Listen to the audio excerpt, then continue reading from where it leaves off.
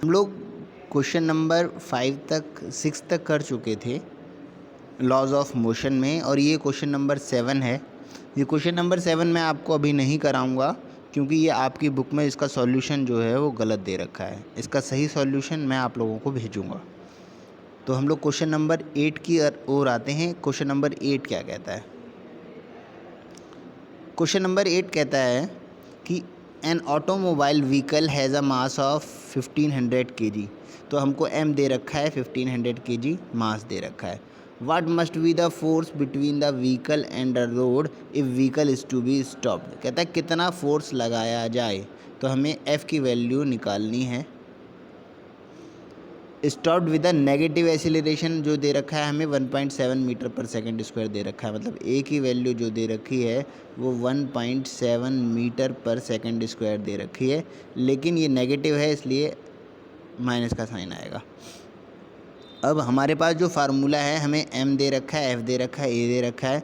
तो हमारे पास न्यूटन के सेकंड लॉ से फार्मूला आता है force is equal to mass into acceleration, जो कि हमने यहाँ पे लगा दिया। एम की वैल्यू 1500, एक्सीलरेशन की वैल्यू माइनस का 1.7 मीटर पर सेकंड स्क्वायर, और दोनों की वैल्यू मास और केजी मीटर पर सेकंड स्क्वायर को हम न्यूटन कहेंगे। तो वैल्यू मल्टीप्लाई करके आ गई माइनस का 2550 न्यूटन। क्वेश्चन नंबर 9 देखिए। क्वेश्चन नंबर 9 में ये कहता है what is the momentum of an object mass m and velocity v। अगर m मास है, वेलोसिटी v है, तो मोमेंटम क्या होगा? हम लोगों ने पढ़ा है मोमेंटम जो होता है वो मास और वेलोसिटी का प्रोडक्ट होता है। तो p बराबर mv होगा, इसलिए क्वेश्चन नंबर 9 का आंसर डी हो जाता है। क्वेश्चन नंबर 10 देखिए क्या कहता है। कहता है using a horizontal force of 200 Newton. एक हॉरिजॉन्टल फोर्स जो है वो हम लगा रहे हैं, इस तरीके से हॉरिजॉन्टल फोर्स लगा रहे हैं 200 न्यूटन का। We intend to move a wooden cabinet across a floor at constant velocity. और ये वुडन की एक कैबिनेट है, इसे हमें फ्लोर को पे इसे मूव कराना है कांस्टेंट वेलोसिटी से। What is the frictional force that will be exerted on the cabinet. तो कह रहा है जो फ्रिक्शनल फोर्स लगेगा इसकी अपोजिट डायरेक्शन में इधर नीचे, तो ये कितना होगा उसकी वैल्यू पूछ रहा है। तो अगर हम 200 न्यूटन का फोर्स लगाएंगे तो जो every action equal and opposite reaction के हिसाब से आप बताओगे तो यहाँ से भी 200 न्यूटन का फोर्स लगेगा। आंसर देख लीजिए। Since the wooden cabinet is to move the constant velocity, क्योंकि कांस्टेंट वेलोसिटी से घूमेगी, this means the whole force of 200 newton will be use to overcome the force of friction. मतलब जितना भी 200 न्यूटन का फोर्स है वो उसको ओवरकम करने के लिए लगेगा। Because no force is spend on producing a acceleration, क्योंकि एसिलरेशन कोई प्रोड्यूस ही नहीं हो रहा है, मतलब वो एक कांस्टेंट वेलोसिटी से चल रहा है, मतलब एक बराबर वेलोसिटी से चल रहा है, ये नहीं कभी ज़्यादा चल रहा है कभी कम चल रहा है। Thus the force of friction extend on cabinet will be equal to the force of applied, which is 200 newton. इसमें न्यूटन का थर्ड लॉ लगा था। क्वेश्चन नंबर 11 देखिए, कह रहा है two object each mass 1.5 kg। दो ऑब्जेक्ट हैं जिसका मास 1.5 kg है। Are moving in the same straight line but in opposite direction. Same straight line में जा रहे हैं लेकिन अपोजिट डायरेक्शन में जा रहे हैं, इस तरीके से। ये दो मास हैं, दोनों 1.5 kg के हैं, स्ट्रेट लाइन में जा रहे हैं लेकिन अपोजिट डायरेक्शन में जा रहे हैं। The velocity of each object is 2.5 metre per second. इनकी v जो है वो 2.5 मीटर पर सेकेंड दे रखा है। Before the collision during the stick together, और ऐसे आने के बाद ये एक दूसरे से टकरा गए। What will be the velocity combined after collision. टकराने के बाद कंबाइंड इनकी वेलोसिटी क्या होगी? तो इसका मास और इसकी वेलोसिटी हमने जोड़ी m1 v1, तो हमें मिला 1.5 इंटू 2.5 3.75। इसका वैसे ही इसका मास और इसकी वेलोसिटी हमने जोड़ी तो हमें मिला m2 v2, मतलब m2 v2 1.5 into 2.5 is equal to minus का 3.75। ये माइनस की 2.5 इसलिए लिया है क्योंकि वेलोसिटी अपोजिट डायरेक्शन में है। उसके बाद टोटल मोमेंटम जो पहले आया था 3.75 और जो बाद में आया है माइनस का 3.75, इन दोनों को हमने ऐड कर दिया क्योंकि हमें टोटल मोमेंटम निकालना है। तो टोटल मोमेंटम हमने निकाल लिया दोनों को ऐड करके, तो टोटल मोमेंटम हम आ गया 0 kg metre per second. What will be the velocity combined after the collision. अब हमें वेलोसिटी भी पूछी है, हम लोगों ने अभी तक मोमेंटम निकाल लिया है, अब हमें से वेलोसिटी पूछी है। तो हमारे पास टोटल मोमेंटम है, तो हमें मालूम है मोमेंटम का फार्मूला होता है P is equal to M V. P is equal to M V. यहाँ पे कोलिजन के बाद दोनों मास जुड़ गए हैं, मतलब m1 प्लस m2 दोनों जुड़ गए हैं, तो मास जो हैं वो जुड़ के 3 kg का हो गया है। और वेलोसिटी हमें निकालनी है, और मोमेंटम टोटल मोमेंटम हमने निकाल लिया है 0 है, तो यहाँ 3 नीचे आएगा, तो हमारा इस तरह फॉर्म में आ जाएगा। v की वैल्यू हमारी 0 मीटर पर सेकंड आ जाएगी। तो हमें ये पता लगता है कि thus the velocity of combined object after the collision will be 0 meter per second, with means that the combined object will be come to stop after collision। मतलब ये दोनों जो बॉल जो अपोजिट डायरेक्शन में जा रही थी, जिनका वेट 1.5 और 1.5 और स्पीड जो 2.5 और 2.5 थी, ये टकराने के बाद रुक जाएंगी। क्वेश्चन नंबर 12 देखिए। कहता है according to third law of motion, when we push on object the object push back on us with an equal and opposite force.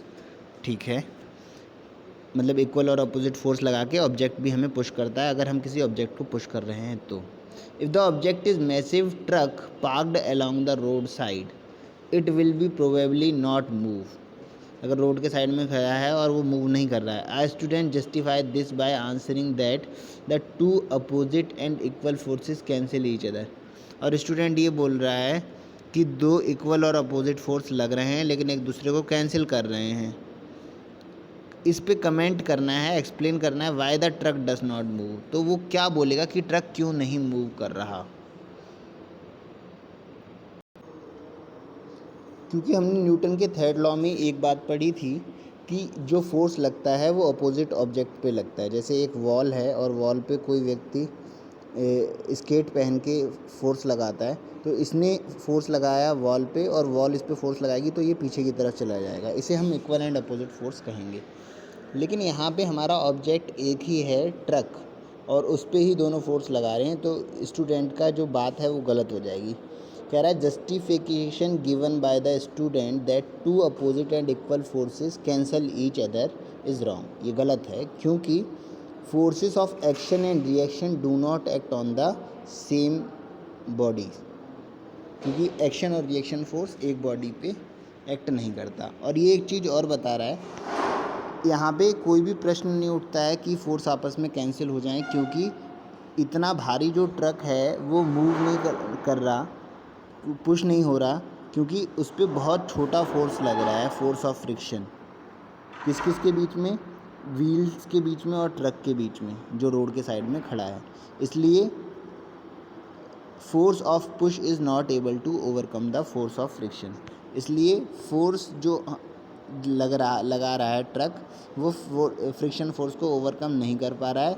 इसलिए हम कह सकते हैं कि ट्रक जो है वो मूव नहीं कर पाएगा। अगर वो फ्रिक्शन फोर्स को ओवरकम करेगा तभी तो मूव कर पाएगा। और मेनली ये है इम्पॉर्टेंट लाइन, आप लोग यहाँ तक ही लिखिए कि सेम ऑफ बॉडी पे नहीं लगते हैं, इसलिए ये बात गलत हो जाएगी। क्वेश्चन नंबर 13 देखिए, न्यूमेरिकल है। कहता है एक हॉकी की बॉल है जिसका मास 200 ग्राम है, मतलब मास जो हमने ले लिया वो 200 ग्राम ले लिया। उसकी स्पीड जो है वो 10 मीटर पर सेकंड है, तो वेलोसिटी हमने 10 मीटर पर सेकंड ले ली। Stuck by a hockey stick so as return it along at original path with a velocity of 5 metre पर सेकंड। हॉकी से टकराई और हॉकी से टकराने के बाद 5 मीटर पर सेकंड की स्पीड से अपनी जगह पे वापस आ गई। Calculate the change in momentum, हमें मोमेंटम में चेंज कैलकुलेट करना है कि चेंज कितना हुआ। Occurred in the motion of hockey ball by the force applied the hockey stick, मतलब हॉकी से की स्टिक से जब हमने मारा तो वो टकरा के जब वापस आई तो मोमेंटम में कितना चेंज हुआ। तो सबसे पहले हम ये देख लेते हैं कि हमारा मास जो है वो ग्राम में दे रखा है और स्टैंडर्ड यूनिट केजी होती है, तो हमने 1000 से डिवाइड करके उसको केजी में बदल लिया, तो हमारा मास आ गया 0.2 केजी। और यहाँ टाइम जो 10 मीटर पर सेकंड हमें ये वो दे रखा है यहाँ पे वेलोसिटी, तो वेलोसिटी तो सेकंड में ही होती है तो ठीक है, मीटर पर सेकंड में होती है, टाइम सेकंड में और डिस्टेंस मीटर में, तो वेलोसिटी मीटर पर सेकंड में हो गई। तो इनिशियल मोमेंट हम पता कर लेते हैं और फाइनल मोमेंटम पता कर लेते हैं और दोनों को डिफरेंस देख लेंगे, हमें पता लग जाएगा कि चेंज इन मोमेंटम क्या हुआ है। तो पहले हम इनिशियल मोमेंटम की बात करते हैं, तो मास जो था और वेलोसिटी थी दोनों की मल्टीप्लाई करी, क्योंकि हमें मालूम है मोमेंटम का फार्मूला होता है P = m/v। तो 0.2 × 1.0 हमने जब सॉल्व किया तो हमारा आंसर आया 2 kg मीटर पर सेकंड। अब हमें कैलकुलेशन करनी है फाइनल मोमेंटम की। अब जो बॉल गई थी बॉल तो वही रही, मतलब बॉल तो अभी भी 0.2 kg की ही रही, लेकिन उसकी वेलोसिटी चेंज हो गई। जो वेलोसिटी 10 मीटर पर सेकंड थी वो वेलोसिटी 5 मीटर पर सेकंड हो गई, और माइनस का साइन इसलिए आया क्योंकि ये वापस पलट के आई है। फिर हमने मोमेंटम निकाला P = m/v से, तो हमारा वेलोसिटी जो वो फाइनल मोमेंटम निकल के आया -1 kg मीटर पर सेकंड का स्क्वायर आया। मतलब हमारे पास दो इनिशियल मोमेंटम 2 kg मीटर पर सेकंड और फाइनल मोमेंटम -1 kg मीटर पर सेकंड स्क्वायर। तो जब हम चेंज देखेंगे तो चेंज में हम देखते हैं final momentum minus initial momentum. Final momentum वो था जब वो लौट के आई थी, तो हमने लिख दिया -1, माइनस इनिशियल मोमेंटम जब वो गई थी तो मोमेंटम 2 था। तो जब हम इसे सॉल्व करेंगे तो -3 kg मीटर पर सेकंड का मोमेंटम हुआ। तो चेंज इन मोमेंटम जब हॉकी बॉल से हमने मारा तो वो 3 kg मीटर पर सेकंड का हुआ। ये -3 ये हमें बता रहा है जो चेंज हुआ है वो अपोजिट डायरेक्शन में हुआ है।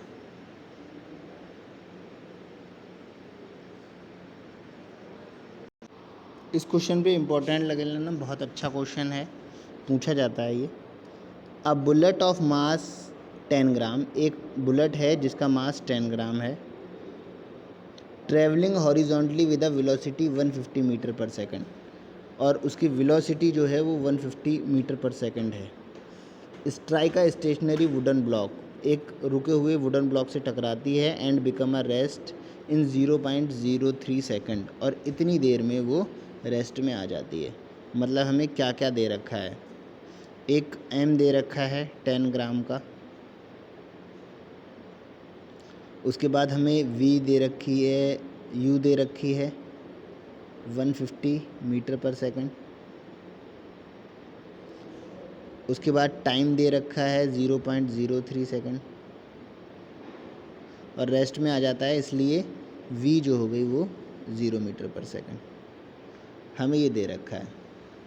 Calculate the distance of penetration of the bullet into the block, कह रहा है जो वुडन ब्लॉक में है गोली ने कितना छेद किया होगा। आल्सो कैलकुलेट, और ये भी कैलकुलेट करो मैग्नीट्यूड ऑफ फोर्स, कितना फोर्स लगाया exerted by the wooden block on the bullet, मतलब वुडन ब्लॉक ने गोली पे कितना फोर्स लगाया। तो हमारे पास ये वैल्यू हैं u, t और v। तो हमें सबसे पहले क्या निकालना पड़ेगा, एसिलरेशन निकालना पड़ेगा। तो एसिलरेशन निकालने के लिए, ये मैंने क्यों कहा एसिलरेशन निकालना पड़ेगा, क्योंकि इन लोगों ने मुझसे ये कहा है कि फोर्स कितना लगा वो बताओ। तो मुझे मालूम है फोर्स = मास इनटू एसिलरेशन होता है। तो मास मुझे दे रखा है लेकिन एसिलरेशन मेरे पास नहीं है, तभी मुझे फोर्स की वैल्यू मिल पाएगी, इसलिए मैंने कहा मुझे एसिलरेशन निकालना पड़ेगा। तो मेरे पास जो वैल्यू दे रखी है u, v और t की, इनसे ऐसी कौन सी 3 इक्वेशन ऑफ मोशन में हैं जो सेटिस्फाई होके a आ जाए। तो v = u + at इक्वेशन हम लोगों ने लगाई, और यहाँ से एसिलरेशन की वैल्यू मैंने फाइंड आउट करी जो आई 5000 मीटर पर सेकंड स्क्वायर। अब इस 5000 मीटर पर सेकंड के स्क्वायर से मैं फोर्स निकाल सकता हूँ। तो अब मुझे फोर्स निकालना है, तो मैंने फोर्स निकाला। m की वैल्यू 10, kg में बदलने के लिए 1000 से डिवाइड किया, -5000, तो मुझे F पता लग गया, मेरा 50 न्यूटन आ गया। लेकिन अब ये पूछ रहा है कितनी दूरी तय करी, तो कितनी दूरी तय करी उसके लिए मुझे क्या चाहिए, S फाइंड आउट करना है, कितनी अंदर तक गोली गई। तो v² is equal to u² plus 2as, ये फार्मूला हम लगा सकते हैं, या s is equal to ut plus half at²। आप ये भी लगा सकते हैं क्योंकि आपके पास t की वैल्यू भी दे रखी है, a की वैल्यू भी दे रखी है, u की भी दे रखी है। लेकिन इसमें आप लगाएंगे तो आपको ज़्यादा आसान पड़ेगा। क्यों? v की वैल्यू तो आपको 0 दे रखी है, u की वैल्यू 150 दे रखी है, 2 है ही, एसिलेरेशन अभी आपने निकाला था -5000, एस आपको निकालना है, तो एक वैल्यू आप फाइंड आउट कर लोगे इस फार्मूले में लगा के, जिसकी वैल्यू 2.25 मीटर आ जाएगी। इस तरीके से आप दोनों क्वेश्चन, इस क्वेश्चन को सॉल्व कर लोगे। आपका फोर्स भी आ गया और ये भी पता लग गया डिस्टेंस कितना बुलेट ने पेनिट्रेट किया वुडन ब्लॉक में।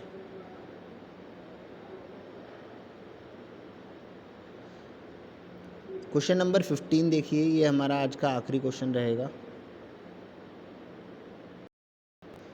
कह रहा है एक ऑब्जेक्ट है जिसका मास 1 kg का है, ट्रैवल करता है स्ट्रेट लाइन में।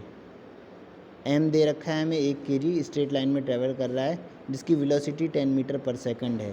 तो v हमें मिल गया 10 मीटर पर second. Collide with and stick to a stationary wooden block of mass 5 kg। एक वुडन ब्लॉक से इस तरीके टकराया और उससे चिपक गया, और वुडन का जो बॉक्स है उसका मास जो है वो 5 kg का है। तो सेकंड मास जो है वो हमारा 5 kg का है। स्टेशनरी वुडन ब्लॉक वो रुका हुआ है, इसलिए इसकी वेलोसिटी बॉक्स की जो है वो 0 है। Then they both move off together, और टकराने के बाद दोनों ही चल दिए सेम स्ट्रेट लाइन में। कैलकुलेट करना है हमें टोटल मोमेंटम। तो पहले हम बॉल का मोमेंटम पता कर लेते हैं और वुडन बॉक्स का अलग अलग मोमेंटम कर लेते हैं पता, उसके बाद दोनों को ऐड करके हमें टोटल मोमेंटम पता लग जाएगा। तो अगर हम बॉल की बात कर रहे हैं तो बॉल का मास 1 kg था, वेलोसिटी 10 थी, p is equal to m into v, 10 kg metre पर सेकंड स्क्वायर हमारा मोमेंटम आ गया बॉल का। अब हम बात कर रहे हैं वुडन बॉक्स की, तो वुडन बॉक्स का वेट जो था वो 5 kg था और वेलोसिटी कोई नहीं थी, इसलिए जब हमने इसका मोमेंटम निकाला तो इसका आ गया मोमेंटम 0। अब हमें टोटल मोमेंटम निकालना है, तो टोटल मोमेंटम निकालने के लिए p पहला वाला मोमेंटम जो निकला था बॉल का और दूसरा वाला जो मोमेंटम निकला था वुडन बॉक्स का, दोनों को हमने ऐड कर दिया तो आ गया 10 kg मीटर पर सेकंड स्क्वायर। ठीक है, कैलकुलेट टोटल मोमेंटम हमने कर लिया just before impact and just after impact. Also calculate the velocity of combined object. अब दोनों ही चल दिए तो कंबाइंड ऑब्जेक्ट की भी वेलोसिटी हमें पता करनी है। तो कंबाइंड ऑब्जेक्ट की वेलोसिटी पता करने के लिए टोटल मास 1 kg बॉल का और 5 kg वुडन बॉक्स का, दोनों को जोड़ लिया, 6 kg का वुडन बॉक्स हो गया। वेलोसिटी हमें पता नहीं है, मतलब p is equal to m into v होता है, तो वेलोसिटी हमें पता नहीं है। टोटल मास 6 kg हो गया और टोटल मोमेंटम अभी आपने 10 निकाला, तो आप यहाँ से वेलोसिटी की वैल्यू निकालेंगे तो वेलोसिटी आएगी 1.67 मीटर पर सेकंड। इससे हमें ये पता लगा कि टकराने के बाद वो गोला मतलब बॉल और वो वुडन बॉक्स दोनों की स्पीड 1.67 मीटर पर सेकंड रह जाएगी। आज के लिए इतना ही रहने देते हैं, कल हम इसके आगे के क्वेश्चंस करेंगे। Thank you very much. बाकी आप न्यूमेरिकल करिए और कोई डाउट होता है तो पूछिए।